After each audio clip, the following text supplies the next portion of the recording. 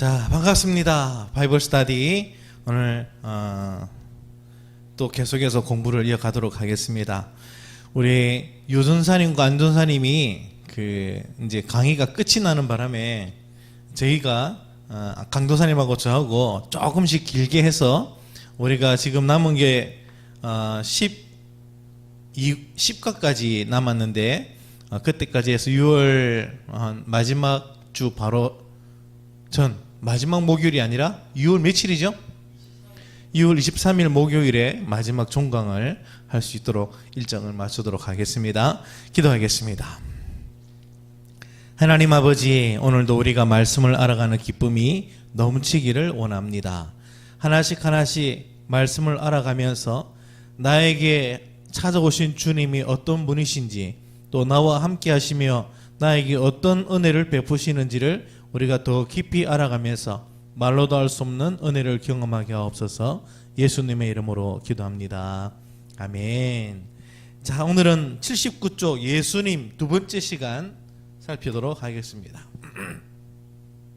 자, 이 예수님 두 번째 시간에서의 핵심은 예수님이 어떤 분이시냐라는 부분들을 살필 때 하나님이시냐 사람이시냐라는 그런 부분에 관점을 두고 살펴봅시다.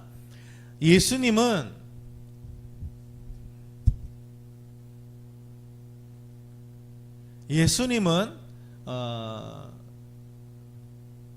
하나님과 사람으로 이렇게 우리가 이해해 볼 때 뭐 하나님과 사람이 뭐 50% 반반씩 섞여 있는 분이신가?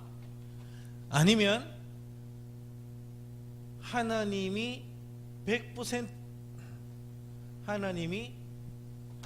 100%이고 사람은 흉내만 낸 것인가? 아니면 사람이 100%이시고 하나님으로서 모든 자리는 다 내려놓으셨는가? 완전한 사람이 되셨는가? 뭐 이 세 부분에서 답이 있을까? 이런 부분을 우리가 한번 찾아보도록 할 텐데요. 자, 79쪽 내용을 쭉 봅시다. 예수님께서 사람이자 하나님이시라는 말은 무엇을 의미하는가? 예수님은 사람이 하나님이 되신 것인가? 사람 안에 내주하는 하나님이신가? 하나님께서 사람의 모습으로 나타나신 것인가? 사람이 되라고 하나님께 명령받은 영적인 존재이신가? 아니면 완전한 하나님이시고 완전한 사람이신가? 자, 밑에 성경 두 구절이 있습니다. 요한복음 1장 1절에 보니까 태초에 말씀이 계시니라. 이 말씀이 하나님과 함께 계셨으니 이 말씀은 곧 하나님이시니라 해서 예수님을 말씀으로 표현하며 예수님이 하나님이시다라고 정의를 내렸죠. 그런데 요한일서 4장 2절에 보니까 예수 그리스도께서 육체로 오신 것을 시인하는 영마다 하나님께 속한 자다라고 말하고 있으며 예수님이 사람이심을 인정하는 자라고 얘기를 하고 있어요. 예수님이 사람이다는 것을 말하고 있는 것이죠. 자, 그러면 이 부분을 우리가 좀 더 자세하게 봅시다. 먼저 예수님은 하나님이시다라고 하는 부분을 살펴보도록 합시다. 예수님이 하나님이심을 우리가 어떻게 알 수 있나? 예수님이 하나님이라는 것을 누가 말했나? 자, 79쪽 맨 밑에 보니까 예수님이 하나님이신 걸 어떻게 아느냐? 1번, 예수님 자신이 하나님이라고 말씀하셨다. 예수님이 하나님이신 걸 얘기할 때 먼저 예수님 자신의 자기 계시, 예수님이 스스로를 하나님이라고 말씀하셨어요. 자, 요한복음 5장 18절 하나님을 자기의 친아버지라 하여 자기를 하나님과 동등으로 삼으셨다라고 하는 부분. 요한복음 10장 30절 나와 아버지는 하나이시다. 요한복음 14장 9절 나를 본 자는 아버지를 보았거늘. 또 요한복음 8장 58절 아브라함이 나기 전부터 내가 있느니라. 이 말씀들을 종합해 보면 예수님은 스스로를 하나님이라고 말씀하고 계세요. 특히 마지막에 읽었던 구절 내가 있느니라 라는 이 부분은 여러분 밑줄을 쫙 끄십시오. 책에다가 내가 있느니라.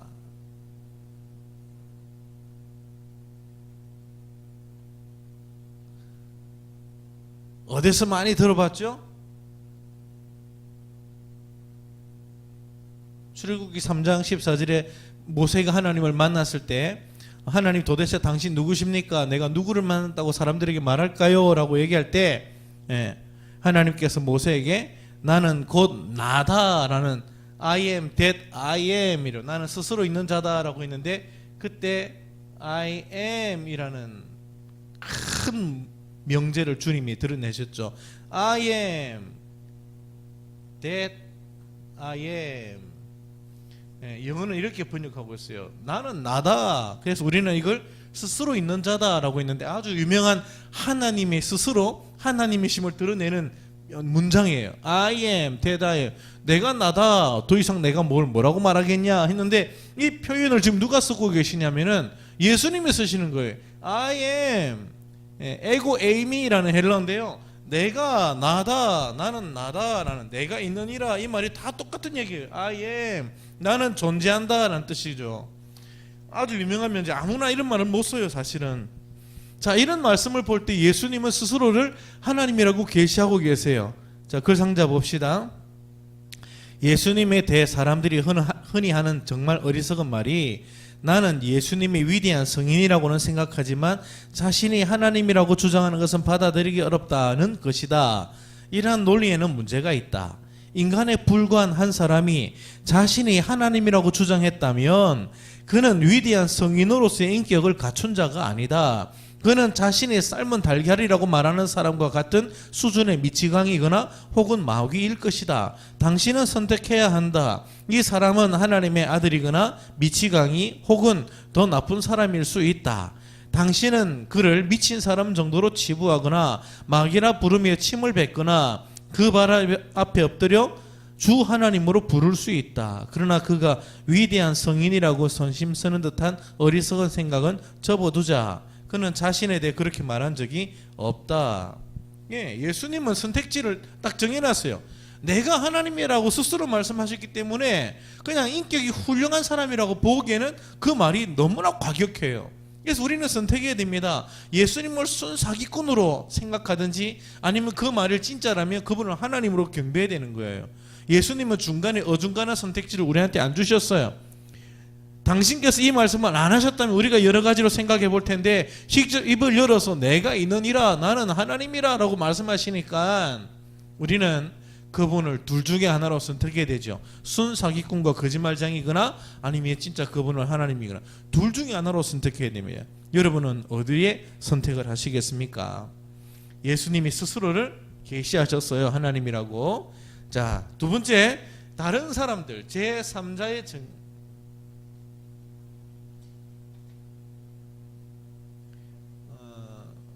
제3자들의 증거. 예수님을 아는 많은 사람들이 예수님을 하나님이라고 증거했어요. 주위 사람들이.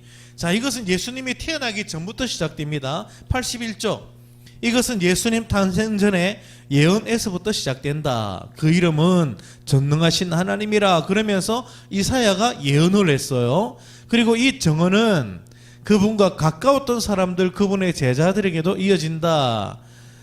자, 빌립보스에 보면 예수님에 대한 예언 중에 모든 무릎을 예수의 이름에 꿇게 하신다라는 말씀이 있는데요. 실제로 이 말씀대로 이사야는 오래전부터 예수님에 대해서 얘기하면서 하나님에 대해서 말씀하면서 나는 하나님이라 다른 이가 없느니라 해놓고는 하나님께 모든 무릎이 꿇겠고라고 했는데 이 정언을 종합해보면 비교해보면 모든 이름이 원래 주 하나님 앞에 무릎을 꿇어야 되는데 빌립보스에서 바울이 증거하는 걸 보면 모든 무릎을 예수의 이름에 꿇겠다 했으니 예수님이 곧 하나님이시란 것을 증명하고 있죠. 그 다음에 골로새서에는 그 안에는 신성의 모든 충만이 육체를 거하셨다 해서 예수님 안에 신성이 충만하게 거하신다라고 말하고 있고, 요한복음 아까 얘기했던 대로 그가 하나님과 함께 계셨으니 곧 그가 하나님이시다라고 얘기를 하고 있어요. 자, 이런 예수님과 관계된 주위 사람들이 사실 예수님을 하나님으로 증거하고 있죠. 이거는 확실합니다. 왜냐하면 멀리서 예수님을 잘 모르는 사람이 예수님을 하나님이라고 생각했으면 오해의 소지가 있겠죠. 멀리서 보다 보니 그렇게 보였었겠다 생각하지만 예수님을 가장 가까이에서 보고 경험하고 예수님의 일거수일투족을 함께 했던 제자들이 이분은 하나님이시구나라고 하면서 그분 앞에 엎드려 경배한다면 얘기는 달라지겠죠. 자, 3번. 그는 하나님으로서 경배를 받으셨다.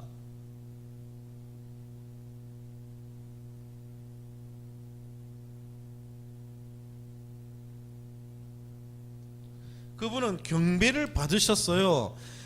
많은 사람들이 그에게 경배했습니다. 성경이 보니까 치료받은 문둥병자, 여자들, 야고보와 요한의 어머니, 그라사 귀신 들린 사람, 소경되었던 사람, 이 사람들이 치유를 경험하고 예수님을 만난 뒤에 예수님 앞에 다 엎드려서 경배를 합니다. 근데 우리가 성경을 읽어보시면 엄청나게 대단한 천사들조차도, 천사장들도 다니엘이 엎드려 경배할 때는 말렸습니다. 내게 경배하지 마라. 나는 경배를 받을 자가 아니고 경배는 오직 하나님만 받으셔야 된다라면서 경배를 말렸어요. 경배를 안 받았어요. 받으면 안 되죠.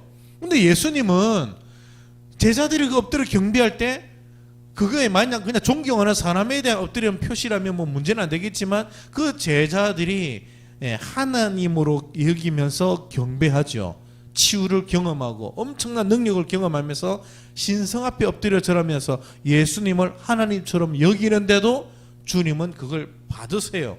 그 경배를 받아들이세요. 특히 대표적으로 부활하신 이후에 모든 사람이 예수님 앞에 엎드려 경배할 때 주님은 그 경배를 받으세요. 경배를 받으시는 분으로서 예수님이 드러나고 계세요. 경배는 오직 하나님께만 받거든요. 드리거든요. 그런데 그걸 잘 아는 유대인들이 예수님 앞에 엎드려 신적 존재로 경배한다. 예수님을 하나님으로 인정했다는 뜻이에요. 그 다음에 82쪽 그의 제자들이 그에게 기도했다 했는데 사도행전 7장 59절은 스데반이죠. 스데반이 돌에 맞아 죽기 직전 그가 기도하는데 너무나 중요한 표현이 나옵니다. 주 예수여 내 영혼을 받으시옵소서 이러면서 마지막을 맞이합니다. 그때 늘 하나님 아버지 하나님하고 찾던 유대인들이 예수님을 만난 이후에는 예수님께 기도합니다. 주 예수여 내 영혼을 받으소서. 그러니까 예수님은 기도를 받으시는 그런 경배 대상자로 여기는 거죠. 자, 네 번째 그분이 하나님이라는 것을 어떻게 알 수 있냐면은 하나님으로서만 하실 수 있는 능력을 그가 보이시는 거예요. 오직 하나님께서만 하실 수 있는 일을 하세요.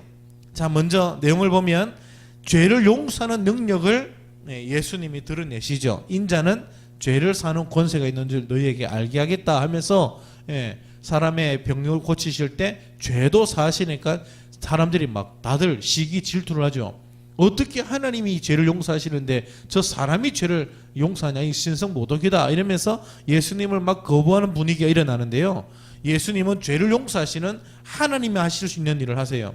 그리고 심판이 그의 손에 있음을 얘기하고 있습니다. 나중에는 예수님의 성령을 보내시겠다고 요한복음에 말씀하고 있고 심지어 예수님은 죽은 자를 일으키세요. 죽은 지 나흘이나 된 나사로도 다시 살릴 정도로 예수님은 죽은 자를 일으키십니다. 그리고 요한복음 5장에 보면 무덤에 있는 자가 아들의 음성을 들을 때 무덤에서 나올 것을 얘기하고 있어요. 예수님의 음성을 죽은 자들이 들을 때는 살아난다는 거예요. 이거는 거의 신적 권능을 충만하게 드러내는 표현이죠. 그리고 요한복음에 또 많은 요한복음 골로새에서 히브리서에서 나오는 말씀 중에 보면 그분은 창조자이세요. 모든 만물이 그로 말미암아 지은 바 되었다라고 골로새에서 얘기하는데요.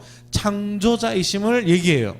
그리고 골로새에서는 더 놀랍게 그가 만물을 붙들고 있음을, 지금 온 세상이 예수님이 꽉 유지하고 붙들고 있다는 것을 말씀하고 있으세요. 그러니 예수님에게서 뭘 말하고 있냐면 전능하신 하나님에 대한 얘기를 하고 있습니다. 이 전능자 엘 샤다이라는 건데요. 히브리어 단어 쉰이라는 이 글자 하나로 표현하고 있는데요. 유대인들은 여러분들 혹시 뭐 나는 성지 안 가봤지만 여러분들이 이스라엘에 가면 어떤 물건들이나 뭐 그런 뭐 어떤 물품을 팔 때 거기에 이런 문구 하나가 딱 들어가 있으면 이 문구 쉰이라는 단어는 전능자 엘샤다이의 약자라는 것을 아시면 되겠어요. 하나님이란 뜻이에요. 전능자. 그러니까 이런 하나님께서 하실 수 있는 일을 하는 것과 예수님이 스스로 하나님, 사람들이 하는 말, 또 예수님이 경배를 받으시는 경배 대상자 기도를 들으시고 또 전능자로서의 그런 역할을 보여주셔요. 이걸 보니까 예수님이 하나님이라는 것을 우리는 분명히 알 수 있어요. 자, 그러면 예수님이 스스로 하나님이시다라고 말한 것부터 이런 모든 내용들에 대한 근거가 진짜 있느냐, 성경적 근거가 있느냐. 자, 82쪽 밑에 보시면 예수님께서 하나님이시라는 주장의 근거는 무엇인가? 누구든 자신이 하나님이라고 주장할 수 있다. 그러나 차이는 예수님의 삶이 그분이 하시던 말씀들을 뒷받침했다는 거예요. 다른 말로는 예수님의 모든 일대기가 그분이 그냥 내가 하나님이다, 나는 이렇게 하겠다라고 말하면서 만들어지는 권위가 아니고 오래전 구약에 있는 수많은 증거들을 예언을 성취하면서 나타나는 권위예요. 예언이 성취됩니다. 증거 첫 번째, 예언의 성취. 또 이르시되 내가 너희와 함께 있을 때에 너희에게 말한 바 곧 모세의 율법 선지자의 글 시편에 나를 가리켜 기록된 모든 것이 이루어져야 하리라 한 말이 이것이다 하면서 예언을 성취하시는 분으로서 예수님을 얘기하세요. 자, 지금 이 밑에 나오는 82쪽과 83쪽에 엄청나게 많은 부분이 나오는데요. 보시면 동정녀 탄생, 아브라함의 자손, 유다 지파, 다윗의 집, 베들레헴 탄생, 애굽으로 도피, 헤롯의 유아사례, 성령의 기름 부으심, 주의 천사들 기적 행함, 복음을 전함, 갈릴리에서 사역을 시작하고 성전을 정화시키고 그다음에 나귀를 타고 예루살렘에 입성하는 것, 유대인들에게 배척당하시고 굴욕적인 죽음을 맞으시는 것, 그다음에 17번에 84쪽에 가면 죽음에서 부활하시고 성천하시고 하나님 우편에 앉으시고 이런 예수님의 모든 삶이 여러분 그 옆에 교재 보면 관로가 다 있죠? 다 성경 구절들이 나오죠?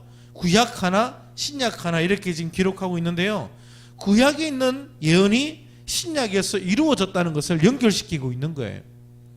물론 지금 이것뿐만 아니라 어떤 사람들은 예수님에 대한 예언이 뭐 1000개가 넘는다고 말하고 있어요. 어떤 사람들은 구약에서 그만큼 예수님에 관련된 예언들을 다 찾아낼 수 있는데 예수님은 그 모든 구약의 예언들을 다 이루셨어요. 다 예언에 따른 성취입니다.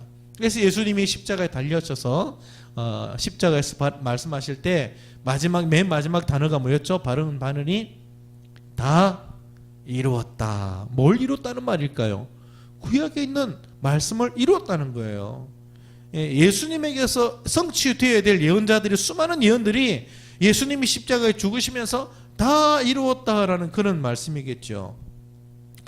자, 밑에 있는 집중 탐구 84쪽 봅시다. 어떤 사람들은 이런 예언의 성취를 통계적 우연이라고 한다. 그가 우연히 베들레헴에서 탄생했고 다윗의 가게에서 출생했다는 것이다. 이런 주장에는 두 가지 답을 할 수 있다. 첫째로 이 예언들은 단순한 우연 이상이었다. 그가 우연히 눈먼 자를 보게 하고 우연히 죽은 자들 가운데서 살아나셨는가? 그것은 통계적 개연성을 넘어서는 사건들이었다. 두 번째 대답은 너무 많은 예언들이 성취되었다는 것이다. 피터 스토드는 그의 책 과학이 말한다에서 그 예언들 중 8개가 한 사람에게서 성취될 수 있는 수학적 가능성을 계산했다. 계산했더니 그 인용된 문구 보면 얼마냐면은 가능성이 10의 17승분의 1 밑에 있는 공이 얼마나 많은지 모르겠어요. 엄청나게 많은 그런 공이 달려있는 분의 1 엄청나게 거의 뭐 0이죠. 이 정도의 확률이라는 것이다. 이것이 얼마나 희박한 가능성인지 이해를 돕기 위해 스토너는 이런 가정을 했다. 10의 17성 개의 1달러 동전을 텍사스 주에 깐다고 하자. 그러면 주 전체를 60cm 높이로 덮을 수 있는데 엄청난 거죠. 그 동전 중 하나를 표시하고 주 전체에 깔려있는 동전들을 막 섞어 놓은 다음에 한 사람의 눈을 가리고 어디든지 가서 그 동전을 집어내려고 하면 그 표시한 동전을 찾아낼 가능성 얼마나 되겠냐? 안 되는 거죠, 사실은. 그런데 이 모든 가능성을 주님이 이루셨어요. 그러니까 이건 우연이 될 수 없고 필연인 거죠. 하나님이 역사하신 것이죠. 그는 그의 인생에 대한 구약의 300개 이상의 예언들을 성취했다 그랬습니다. 이런 예언의 성취를 보면 예수님이 하나님이란 것은 분명한 사실이다 하는 것을 알 수 있어요. 또 두 번째 증거, 그의 기적들이 예수님이 하나님이신 것을 보여주고 있습니다. 뭐 똑같은 얘기긴 하지만 보시면 사람들이 예수님께 메시아인 증거를 요구하자 예수님은 그가 행하신 기적들을 가리켰다라고 했죠. 특히 세례요한이 감옥에 갇혀서 정말 당신이 맞습니까? 라고 사람들을 보내 질문했을 때 예수님이 이렇게 대답합니다. 너희가 가서 보고 들은 것을 말해라. 맹인이 보고 못 걷는 사람이 걸으며 나병 환자가 깨끗함 받고 귀 먹은 사람이 들으며 죽은 자가 살아나며 가난한 자에게 복음이 전파된다. 여기 말하는 이런 수많은 기적들이 예수님의 곧 오실 바로 그분이라는 것을 보여주는 증거들이라는 거예요. 그래서 이런 걸 통해서 예수님이 하나님이라는 것을 알 수 있고, 그 다음에 가장 강력한 증거인데요, 86쪽에 그분의 부활이 예수님이 하나님이심을 드러내는 증거가 된다라는 거예요. 엄청난 강력한 증거인데요, 로마서 1장 3절인지 4절인지 지금 제가 정확하게 모르겠는데 거기에 보면 예수님의 부활로 말미암아 하나님의 아들로 선포되셨다라는 표현을 써요. 예수님이 부활하심으로, 그러므로 이 부활은 하나님의 아들임을 가장 강력하게 보여주는 증거가 되는 거예요. 누가 이 역사상 빈 무덤을 남겼습니까? 그 누구도 죽음을 이기지는 못했죠. 그래서 죽음을 이기지 못했기 때문에 아무리 그가 살아 생전에 자기가 신이라고 떠들어대도 죽고 나면 끝나는 거예요. 그러니까 다 그게 했던 말들이 거짓이라는 게 드러나는데, 예수님은 돌아가시기 전에 사흘 후에 내가 다시 살아나겠다라고 예고를 하셨어요. 예수님이 스스로 입을 열어서 내가 사흘 후에 먼저 살아나서 너희들보다 먼저 가서 갈릴리에서 만나겠다라고 약속을 하시는데 기간도 정해놓으셨어요. 사흘 후에 살아나겠다고 약속을 하셨어요. 그리고 실제로 진짜 사흘 후에 살아나신 거예요. 죽음을 깨뜨리고 부활하셔서 죽지 아니하는 그런 존재로 일어나신 거예요. 그러므로 우리는 예수님이 진짜시구나, 하나님의 아들이구나, 하나님이시구나라고 압니다. 자, 근데 오늘 잠깐 제가 지나가는 얘기를 한번 해볼 건데, 예수님이 사흘 후라고 말씀하신 이유가 어디에 있을까요? 왜 예수님은 사흘 후에 부활하셨을까요? 우리 강사님 혹시 아세요? 이 세상 지구하고 저 천국하고 왔다 갔다 하는 거리가 사흘이다. 어떤 사람이 이런 얘기를 하는데 웃긴 얘기입니다. 예수님이 십자가에 못 박힌 강도에게 오늘 네가 나와 함께 낙원에 있으라 그랬으니까 당일치기예요. 천국에 눈 뜨면 바로 갈 수 있는 거리인데 왜 예수님이 당장 살아나도 되는데 사흘 후에 살아나실까? 그거는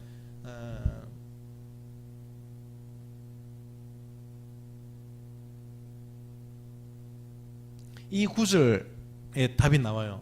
이 구절에 보면 예수님의 부활을 천 열매가 되셨다, 잠자는 자들의 천 열매가 되셨다라고 해서 천 열매를 우리가 좀 어려운 말로 쓰면 초실이라고 해요. 처음 초자, 열매 실자, 초실하면 절기가 떠오르죠. 유대인의 절기 중에 초실절이라는 절기가 있어요. 초실절 언제일까요?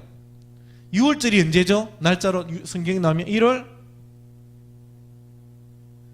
14일이 6월절이에요. 뭐 절기까지 얘기하면 이제 뭐 오늘은 그래도 조금 두 사람이 안 하니까 시간 되니까 내가 이런 보너스 말씀도 드리는 거예요. 1월 14일이 6월절입니다. 예수님 언제 돌아가셨죠?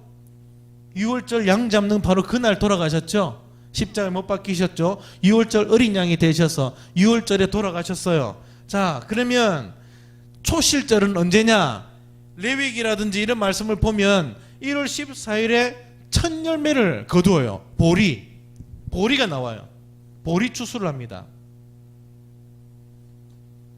6월절은 보리 추수하고 연결되어 있어요. 연결돼. 그래서 보리를 추수하는데, 이 보리 추수하는 게 6월절 14일에 추수하는 게 아니고 16일에 추수를 해요.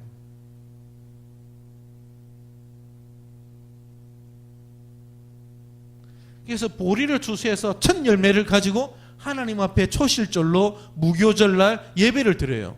이 하나님 앞에 제사를 드릴 때 처음 거둔 열매 보리를 하나님 앞에 드리면서, 소제를 드리면서 6월절 예배 무교절 절기를 유지해 나가요. 지켜 나가요. 그래서 14일이 6월절이면 16일은 첫 번째 추수를 하면서 초실절로 나가는 거예요. 첫 열매를 드리는 거예요. 예수님이 사흘 후라고 얘기했으니까 결국 언제죠? 16일이 되는 거예요. 사흘이면 하루 이틀 살면 17일 아닙니까? 라고 얘기할지 모르지만 유대인들의 절기는 그 전날 13일 저녁부터 시작돼요. 사실 엄청 복잡해요. 이 13일 저녁부터 시작되다 보니 이게 6월절이 어떨 때는 13일 저녁부터 얘기하는 것도 있고 때로는 14일로 얘기하는 경우도 있고 구약에서도 우리가 그걸 다 문맥을 맞춰서 들어야 되는데요. 어쨌든 16일이라서 거의 4, 5, 6 사흘째가 되는 거예요. 실제로 예수님께서도 금요일날 오후에 돌아가시지만 주일날 새벽에 부활하셨으니까 기간으로는 얼마 안 되는 거죠. 그러니까 거의 이런 분위기가 맞는 거예요. 자, 그래서 예수님이 사흘 후라고 얘기한 것은 잠자는 자들의 내가 첫 번째 열매로 부활하겠다는 주님의 약속의 말씀인 거예요. 그럼 그 다음은 누가 부활하죠? 이 초실절 보리 추수가 시작되면서 그때부터 이스라엘이 원래 이렇게 지중해가 쫙 이렇게 돼 있고 밑에 이집트가 있고 여기 아라비아 반도가 있고 여기 이렇게 나라가 이스라엘이 길쭉하게 돼 있잖아요.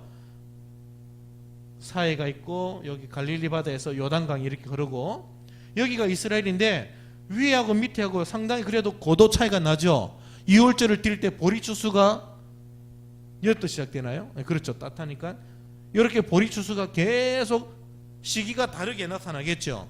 그래서 무교절이 일주일 동안 보리 추수가 이렇게 해서 쭉쭉쭉쭉 되면서 초실절을 계속 시기가 올 때 초실절마다 드리는 거예요. 실제로 유대인들이. 그러니까 첫 번째 열매가 딱 맺어지는 첫 번째 남쪽에서 보리가 열리는 것부터 시작해가지고 그 다음부터 계속해서 열매들이 맺어집니다. 보리 추수가 끝나고 나면 밀 추수하기 시작하고 밀 추수하면 포도, 올리브 이런 막 추수가 막 계속되는 거예요. 언제까지? 우리가 추수감사절 드리는 그때까지 열매가 계속 맺어지겠죠. 그 첫 번째 열매 초실절이 바로 이 사흘 후예요. 예수님의 부활은 우리의 부활의 첫 열매다라는 것을 말씀하기 위해서 초실절 부활을 예고하셨고 정확하게 주일 새벽에 부활하셨어요. 그래서 예수님이 하나님이심을 확실하게 보여주셨습니다. 그래서 여러분들은 예수님이 하나님이신 걸 믿으셔야 됩니다. 예수님 위대한 사람이고 나를 위해 십자가에 돌아가신 건 알겠는데 사람이 어떻게 하나님일 수 있습니까? 라고 말하면 예수님을 잘 모르는 거예요. 성경이 말하는 예수님을 이해를 못하고 있는 거죠. 위대한 성인이 아니라 그분은 하나님이시다라는 걸 알아야 되겠습니다. 자, 그 다음에 87조 예수님은 사람이시다.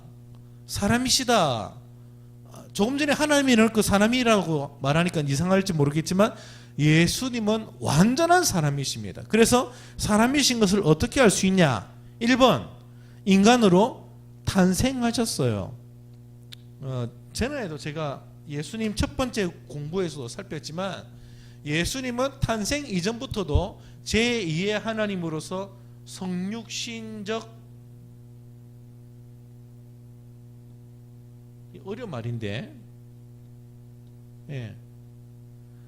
성육신적인 현현을 보여주셨어요. 말이 엄청 어렵지만 예를 들어서 사람의 모습처럼 사람들 세계에 함께 해주신 거예요. 아브라함 때에 찾아와서 아브라함에게 천사의 모습처럼 사람의 모습처럼 아브라함에게서 음식을 잡수시기도 하셨고, 다니엘의 세 친구가 불 속에 있을 때 그때 불 속에 함께 들어가셔서 그 세 친구와 함께 불 속에서 거니는 모습을 보여주셨고, 뭐 이런 많은 사람들에게 사람의 모양으로 찾아가십니다.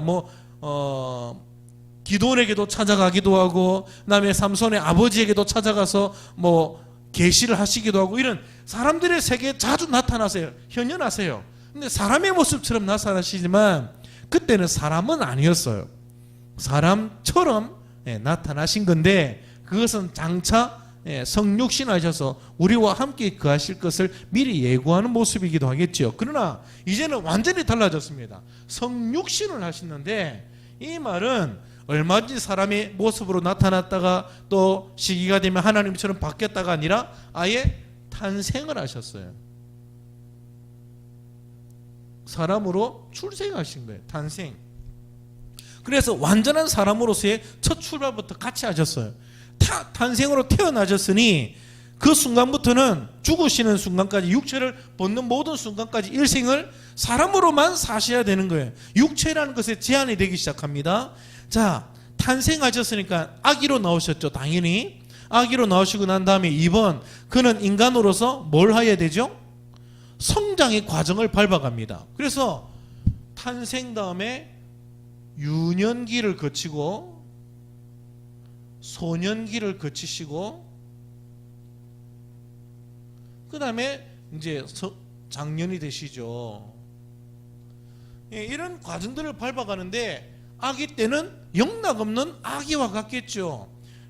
우리가 지난번에도 얘기했잖아요. 예수님이 식사하다가 우유를 막 엎을 수도 있고, 밥을 제대로 먹어서 그냥 흘리기도 하고, 때로는 처음에는 기저귀를 차시야만 하고, 걸어가다 넘어지시고 제대로 걷지도 못하시고, 그런 여러 가지 유년기를 같이 보내신 거예요. 처음에는 아무것도 모르는, 말도 할 줄 모르는 그런 상태에도 계셨겠죠. 옹알이를 하셨겠죠. 그러면서 발자라서 성장의 과정을 통해 소년기로서 성장하시고, 그 다음에 더 성장하면서 사춘기를 경험하면서 성인으로서 자라게 되신 거예요. 이거는 사실 상상을 우리가 못할 수준입니다. 그분은 진짜 사람으로서의 모든 과정을 친히 다 밟으신 거예요. 자, 2번 다시 봅시다. 그는 인간으로서 성장하셨다. 예수님이 인간으로 성장한 이 과정을 4가지 면으로 보면, 첫 번째 지적으로 성장하셨죠. 두 번째는 신체적으로 성장하셨고, 세 번째는 영적으로도 성장하셨고, 네 번째는 사회적으로도 성장하셨어요. 지적 성장, 그 다음에 신체적 성장, 그 다음에 영적 성장, 그 다음에 사회적 성장. 처음부터 예수님이 슈퍼컴퓨터처럼 똑똑하셨을까요? 성경 유년기 때 보면, 소년기 때 보면 랍비들하고 막 대화를 하시는데, 예수님이니까 그렇겠지 뭐. 예수님은 태어날 때부터 하나님으로 태어나셨으니 처음부터 지혜가 사람들하고 차이가 나게 머리가 IQ가 한 500, 600 정도 안 됐겠는가, 우리가 그렇게 생각할지는 모르지만 아닙니다. 주님은 지적으로 성장을 하셨어요. 처음에는 IQ가 아무것도 없는 0에서 출발하셨겠죠. 그러다가 머리가, 뇌가 성장하고 발달하면서 이제 배울 수 있는 준비를 하시고, 그분이 왜 그렇게 하나님의 말씀을 잘 알았을까요? 열심히 공부했겠죠. 누구보다도 열심히 공부해서 말씀을 많이 알아서 지적으로 점점점 많은 걸 채워나가신 거죠. 신체적으로도 예수님은 어릴 때부터 날아다니셨나요? 태어날 때부터 날아다니셨을까요? 아닙니다. 예수님도 100일째에 처음으로 세상을 뒤집고 이렇게 걷는 과정을 하신 거겠죠. 예수님은 칼에 맞아도 안 찔리실까요? 모기가 물어도 피 안 나오는 단단한 슈퍼맨 같은 그런 피부를 가지셨을까요? 아닙니다. 우리와 똑같은 신체, 때리면 멍들고 때로는 부러지기도 할 것이고, 어디에 긁히면 찢어지기도 하고, 모기가 물면 피가 빨리기도 하는 그런 당연한 신체의 특성을 그대로 가지고 있어요. 영적으로도 그분은 처음부터 하나님을 다 알았을까요? 태어날 때부터 요셉, 마리아, 당신은 내 육신적 아버지지만 내 진짜 아버지는 아니에요. 내 아버지는 저 하늘에 계신 하나님이셨어라고 처음부터 모든 걸 다 자각하고 계셨을까요? 아니죠. 그분도 처음으로 어느 순간에 하나님에 대해서 알게 될 것이고 자기의 존재에 대해서 눈을 뜨면서 그리스도로서 계시를 깨달아가면서 하나님이 자기의 본질과 하나님과 관계를 만들어 가졌죠. 만약에 그런 것이 없었다면 예수님은 새벽에 일어나셔서 기도하실 이유도 없죠. 늘 하나님 앞에 나와서 머리 둘 것도 없이 그렇게 힘들게 살면서도 사역을 감당하기 위해서 늘 새벽에 일어나 기도하는 이유는 그분도 영적으로 주님으로부터 공급을 받아야 되기 때문입니다. 우리와 같은 똑같은 한계를 가지고 계셨어요. 그러지 않으셔도 되지만 그분은 이 길을 밟아가신 거예요. 성장 과정을. 사회적으로도 그분은 목수의 아들로서 하나씩 그리스도의 사역을 위해 준비해 나가셨어요. 자, 얼마나 놀라운 부분입니까? 하나님으로서의 모든 것을 다 소유하시는 분이 철저하게 사람이 되셔서 이런 과정을 밟아 주셨다는 것이 다 우리를 위한 것들 아닙니까? 대단한 거죠. 거기다가 세 번째 보면 그분은 사람이 되셨기 때문에 당연히 사람의 감정도 소유하고 계세요. 우리가 예수님의 어떤 액자나 사진을 보면 예수님이 다 어떤 걸 표정을 하고 있냐면 다 이렇게 있어요. 이게 예수님 표정이에요. 무표정. 아무 표정이 없죠. 어떤 사진은 뭐 예수님 웃는 사진이 있는가 하면 대부분의 예수님은 그냥 말 그대로 성인으로서의 표정이죠. 아주 장엄한 무표정. 근데 실제로 예수님은 감정으로 충만하셨을 거예요. 우리에게 감정을 불어넣으시는 분으로서 예수님은 누구보다도 때로는 같이 기뻐해 주시고 누구보다도 같이 아파하면서 울어주시고 때로는 불의 앞에서 누구보다 뜨겁게 정의감을 불태우며 진노하시기도 하고 어떤 안타까운 일 앞에서는 너무나 힘들어하시기도 하고 예수님들은 감정으로 계셨겠죠. 그래서 우리의 모든 감정들을 이해해 주시는 분이세요. 밑에 있는 구절 봅시다. 예수님이 느끼셨던 감정들을 쭉 이렇게 얘기하고 있습니다. 애통, 슬픔, 기이하게 여기고 사랑, 또 이상히 여기고 고민하시고 긍휼하시고 분노하시고 감정으로 풍만합니다. 그러니까 아마 우리가 예수님의 어떤 그림을 그린다면 어떤 그림을 그려야 될까요? 온갖 감정을 다 느끼는 그런 표정들로 예수님의 얼굴을 그려야 예수님을 제대로 이해하지 않을까 생각해봐요. 그러니까 뭐 예수님 영화 보면 예수님을 거의 뭐 로봇처럼 표정 없는 가만히 서서 그냥 거의 하나님인 것처럼 스스로 막 표정으로 지는 이런 배우들은 예수님 연기를 잘 못한 거예요. 어떤 그 예수님 영화인데 모르겠어요. 그 요한복음을 모티브로 해서 영화를 만들었는지 몰라도 거기 보면 예수님의 막 감정을 막 드러내세요. 뭐 우리가 똑같이 웃기도 하고 막 화도 내고 감정을 드러내니까 그 영화에 혹평이 붙었습니다. 예수님은 어떻게 이런 식으로 연기할 수 있냐고. 막 우리와 똑같이. 근데 제가 볼 때 그게 연기를 잘한 거예요. 예수님은 감정을 가지셨어요. 자, 네 번째. 그분이 사람이 되시니까 또 뭐가 있을까요? 88조. 인간으로서의 경험들을 쌓아가실 것이고 그러면서 당연히 모든 사정 속에서 그분도 욕망과 욕구를 가지고 있을 거예요. 뭐 많은 그런 욕구들이 있겠죠. 뭐 식욕, 그 다음에 명예욕, 그 다음에 뭐 성욕 이런 것들이 육체 때문에 일어나는 것이라면 예수님도 당연히 이런 욕구가 있으신 거예요. 그래서 마귀가 예수님이 그리스도의 사역을 시작할 때 예수님을 뭘 건드렸죠? 예수님의 욕구를 가지고 시험을 하셨어요. 식욕. 야, 배고프지? 광야에서 먹을 것 없지? 굶주렸지? 돌로 떡을 만들어서 먹어. 욕구, 식욕을 건드렸죠. 그 다음에 뭐 성전 꼭대기에서 뛰어내려봐. 그러면 천사들이 너를 받들어주면 사람들이 다 네가 하나님이라는 것을 알 거야. 명예욕을 건드렸죠. 뭐 성욕은 광야에 사람이 없으니까 성욕은 못 건드리는지 모르겠지만 아니면 쓰기가 좀 그래서 그런 부분들을 안 썼는지는 모르지만 충분히 건드렸다고 볼 수 있겠죠. 예수님의 모든 욕구를 다 건드렸을 거예요. 근데 예수님은 말씀으로 이걸 이겨내신 거예요. 이게 없는 게 아니고 예수님은 이런 욕구를 안 느끼셨을 거야가 아니라 이겨내시는 거예요. 종종 우리는 이런 생각을 합니다. 아유, 뭐 목사님쯤 되면 뭐 욕구는 없죠. 목사님쯤 되면 머리부터 발끝까지 온갖 생각들이 다 그렇게 해서 유혹 안 받을 거라고 생각을 해요. 웃긴 얘기죠. 예수님도 시험을 받으셨는데 목사라고 시험 안 받습니까? 욕구가 없나요? 어떤 아이가 그래, 목사님 화장실 안 가시죠? 이런, 목사님 화장실 안 가나요? 목사님도 화장실 갑니다. 큰 거 작은 거 다 봐요. 목사도 안 먹으면 배고파요. 어떤 분은 아유, 목사님은 금식을 밥 먹듯이 하잖아요 얘기하는데, 금식을 밥 먹듯이 하는 사람 없습니다. 못합니다. 어떻게 금식을 밥 먹듯이 합니까? 죽죠. 그러면 우리도 다 욕구가 있는데 때로는 하나님의 말씀 붙들고 그걸 가지고 싸우며 이기려고 애쓰기 때문에 그런 승리의 모습들이 보이는 건데, 예수님도 시험을 이겨내셨던 거예요. 항상 예수님은 시험을 이겨내세요. 심지어 마귀는 십자가에 달린 그 순간까지도 예수님의 명예욕을 막 자극해요. 내려와라, 그러면 믿어줄게. 그렇지만 예수님은 끝까지 시험을 이겨내시죠. 예수님은 내 마음 모르실 거야. 우리가 종종 뭐 그런 얘기를 하겠지만 예수님을 몰라서 그렇습니다. 예수님은 처음부터 십자가에 죽으시는 그 모든 과정을 사람으로서의 경험들을 다 하셨어요. 우리를 너무너무 잘 아세요. 우리의 모든 감정들과 욕구들을 친히 다 아시니까 이해해 주시는 거예요.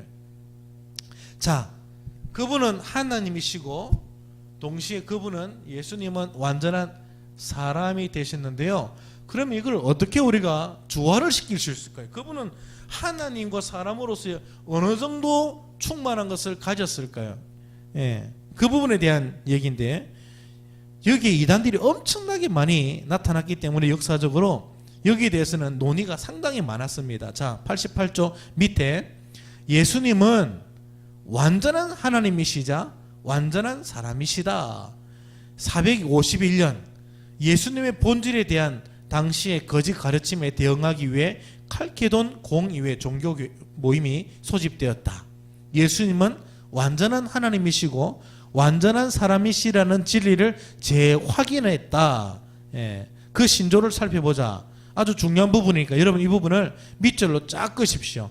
예수님은 하고 그 다음에 따옴표가 되어 있죠. 쌍따옴표가. 이 부분은 밑줄로 쫙쫙 끊으셔야 됩니다. 예수님은 혼란, 변화, 분열, 분리 없이 공존하는 두 본질로 존재하시고, 그 두 본질은 연합해 있으나 본질 간의 차이는 엄연히 존재하며 각 본질의 특성이 한 위격 안에 담겨 있고 공존한다. 엄청나게 어려운 말로 왜 이렇게 했을까요? 왜냐면 이 단어 하나하나가 지금 이단들의 거짓 가르침을 반박하기 위해서 집어넣은 내용들이니까 복잡한데요. 쉽게 풀으면 그 맨 밑에 뭐라 돼 있죠? 예수님은 100%의 시간 동안 100% 하나님이시고 100% 사람이시다. 예수님은 완전한 하나님이신 동시에 완전한 사람이시다는 거예요. 100%의 시간 동안 예수님의 유년기, 소년기, 성인 이런 시간들을, 그 순간을 아무데나 어디에서 랜덤으로 막 뽑아서 그 시간을 살펴보더라도 주님은 완전한 사람인 동시에 그 순간에도 사실 완전한 하나님이신 거예요. 하나님이 아니신 적이 없고 하나님으로서의 신성이 조금이라도 부족하신 적이 없어요. 하나님으로서도 충만하시지만 동시에 그분은 또 완전한 사람이어서 때로는 인생을 살짝 접어놓고 하나님으로서의 신성을 드러내는 때도 없으셨어요. 그분은 항상 두 본질이 혼란도 없고 변화도 없고 분열도 없고 분리도 없이 완전하게 공존하는 두 본질로 충만하셨다. 이게 성경이 보여주는 예수님의 본질이세요.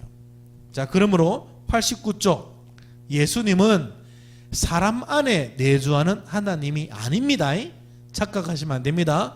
사람의 껍데기 안에 하나님이 들어오신 게 아니고, 그는 하나님이 된 사람도 아닙니다. 하나님이었다가 사람이 되신 게 아니에요. 그는 인간의 모습으로 나타난 하나님도 아닙니다. 그의 한 인격 속에 두 본질이 공존하고 있습니다. 완전한 하나님이시고 동시에 완전한 사람이시다. 짚고 넘어갑시다. 위격적 연합. 엄청 어려운 말인데요. 온전한 신성과 완전한 이성이 한 위격 안에 연합됐다는 것은 예수님께서 과거에 하나님과 인간이 되셨을 뿐 아니라 앞으로도 영원히, 이후로도 영원히 하나님과 인간이실 것을 의미한다. 자, 성육신 전에는 그분이 원래 하나님으로서 충만하셨죠. 그런데 성육신 하시면서 사람이 되셨어요. 그 이후로는 어떨까요? 부활하신 이후 성천하셨잖아요. 성천하셔 오늘 2022년 오늘날 예수님은 어떻게 존재하실까요? 육체는 어디 구석에 내버려 두시고 신성으로 충만한 자로 계실까요? 아닙니다. 이후로 주님은 완전한 위격적으로 연합을 하셨기 때문에 지금도 주님은 완전한 하나님이시고 완전한 사람으로 계신다라는 것을 우리가 믿어야 됩니다. 자, 89쪽 밑에 예수님은 자신을 제한하셨다. 사람의 형체를 가지심으로 하나님으로서의 권능을 제한하시죠. 한 번에 한 장소로 자신의 임재를 제한하시죠. 예. 아버지의 더 크신 권위를 인정함으로 자신의 권위를 낮추셨죠. 지식도 제한하셨죠. 때로는 이 모든 지식은 하나님만 아신다 그러면서 인자도 모르고 라고 얘기하며 제한하시죠. 제한하시지만 신성이 부족하게 해서 못하는 게 아니라 하실 수 있지만 스스로 제한하고 계신 거예요. 이걸 우리는 다른 말로는 순종하신다라고 볼 수 있는 거예요. 그리스도라는 직분 안에 스스로 순종하세요. 엎드리셨어요. 이걸 여호와의 증인은 엄청나게 공격합니다. 그리스도께서 아버지 앞에 복종한다라는 이 고린도전서의 말을 막 인용해가지고 복종하신다고 했으니 어떻게 그가 하나님일 수 있느냐, 열등하다라고 막 변명하는데요. 예. 스스로 누군가에게서 힘에 억눌려서 복종하는 게 아니라 예수님이 하나님을 높이기 위해서 스스로 엎드리는데 어떻게 그걸 열등하다고 말할 수 있죠? 위대하신 거죠. 더 존경스럽고 더 아름다우시죠. 스스로 신앙으로 스스로의 어떤 고백으로 하나님을 높이시고 자신을 낮추시니 우리로 하여금 본을 보여주시는 것이죠. 신앙의 본을 보이는 거죠. 자, 인간이신 예수님의 능력은 줄어들지 않았다.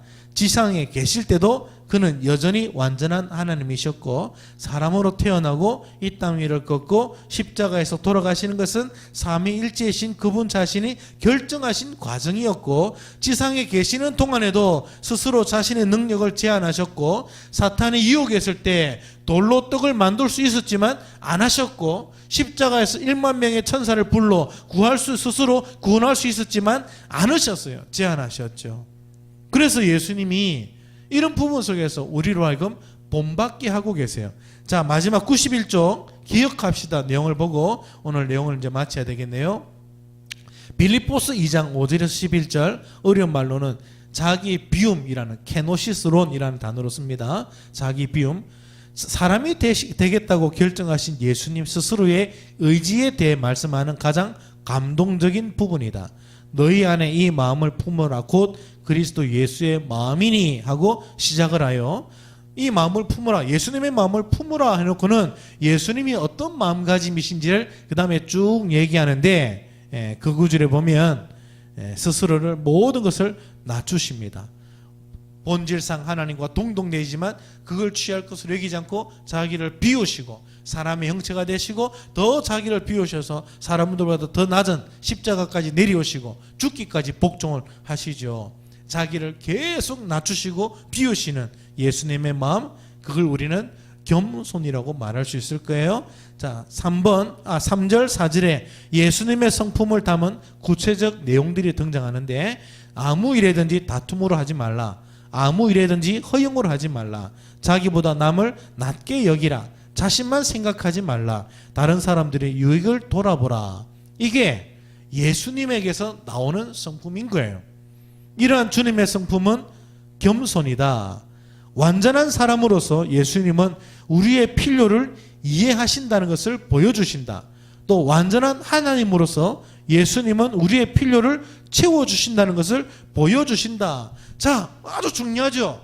하나님, 예수님이 완전한 하나님이시고 완전한 사람이시기 때문에 이 두 본성을 충만하게 가졌기 때문에 사람으로서도 그분은 우리가 쫓아가고 닮아가고 우러러 볼 만한 위대한 성인의 모습을 보여주세요. 우리는 예수님의 인간성을 보고 배워야 됩니다. 그래서 우리는 예수님의 그런 부분 속에서 또 보호를 받는데 우리의 필요와 우리의 약함을 충분히 그분은 이해해 주세요. 알아주세요. 그리고 그분은 하나님으로서의 모든 능력을 가지고 계시니 우리의 연약함을 이해해 주실 뿐만 아니라 위로해 주시는 것을 끝나는 게 아니고 필요를 채우시는 부분까지 나아가십니다. 그런 분이 오늘 우리를 사랑하시니 우리의 삶이 어찌 부족할 수 있습니까? 내 사정을 하나님 앞에 말할 때 그냥 위로만 해주고 끝나는 분이 아니고 실제로 모든 걸 채워주시는 분이신 거죠. 완전한 하나님이시고 완전한 사람이 되시기 때문에 오늘도 우리를 사랑해 주세요. 못났고 정말 누구든지 받아주지 못할 만한 부족한 성품을 보이더라도 주님은 완전한 인품을 가지고 계시기 때문에 우리 같은 사람을 불쌍히 여겨주시고 이런 죄인인 우리도 품어주세요. 진짜 사랑해 주세요. 그리고 완전한 하나님으로서 우리의 부족함을 가장 멋진 모습으로 만들어 가세요. 전능하신 손길로 우리의 삶을 지도해 가고 계세요. 그래서 감사드리는 것입니다. 우리의 의지할 믿음의 대상은 예수님이신 겁니다. 오늘도 이런 하나님이시자 사람이신 예수님을 우리가 늘 생각하면서 주님과 더 깊은 관계를 만들어가는 우리 모두가 되면 좋겠습니다. 기도하겠습니다. 하나님 아버지 감사합니다. 오늘도 예수님을 알아가면서 얼마나 우리가 예수님의 하나님이심과 사람이심에 대해 얼마나 큰 감동을 받고 얼마나 큰 고마움을 느끼는지를 발견해 봅니다. 주님이 오늘도 우리의 필요를 아시고 필요를 채우시니 오늘도 주님을 더 사랑하는 우리 모두가 되게 인도해 주옵소서. 예수님의 이름으로 기도합니다. 아멘.